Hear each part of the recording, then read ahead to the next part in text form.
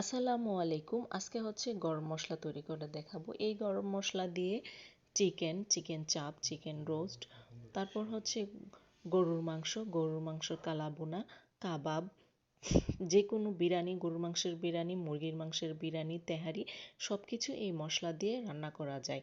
এই মশলা দিয়ে এইসব রান্না করলে, মাংস রান্না করলে তার ফ্লেভার, টেস্ট অনেক বেশি ভালো আসে।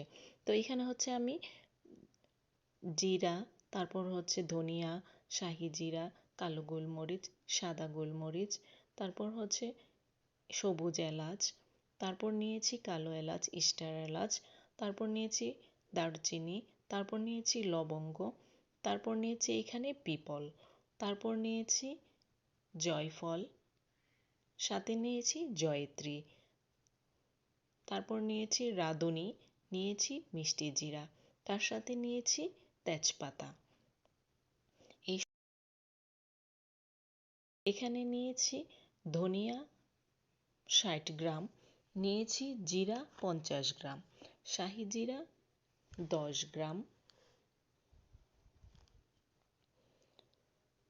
কালো গোলমরিচ নিয়েছি ২০ গ্রাম, সাদা গোলমরিচ নিয়েছি ১৫ গ্রাম, কাবাব চিলি নিয়েছি ১০ গ্রাম। কাবাব চিলিটা কালো গোলমরিচের থেকে একটু আলাদা। তারপর নিয়েছি সবুজ এলাচ ২০ গ্রাম, তারপর নিয়েছি কালো এলাচ ১০ গ্রাম, নিয়েছি স্টার এলাচ ১০ গ্রাম, নিয়েছি লবঙ্গ ১০ গ্রাম, দারুচিনি ২০ গ্রাম, পিপল নিয়েছি ১০ গ্রাম, জয়ফল নিয়েছি ২টি, বড় সাইজের হলে একটি, ছোট সাইজের হলে ২টি, নিয়েছি জয়ত্রী ১০ গ্রাম, রাঁধুনি নিয়েছি ১০ গ্রাম, মিষ্টি জিরা নিয়েছি ১০ গ্রাম, তার সাথে নিয়ে নিলাম তেজপাতা ১০ গ্রাম।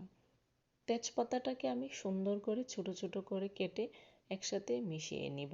তো এগুলো এখন আমি হচ্ছে হালকা তাপে এগুলোকে মুচমুচে করে নিব, কিন্তু চুলায় বেশি তাপ দেওয়া যাবে না। নেওয়ার পর হচ্ছে এটা আমি ব্লেন্ড করে নিব।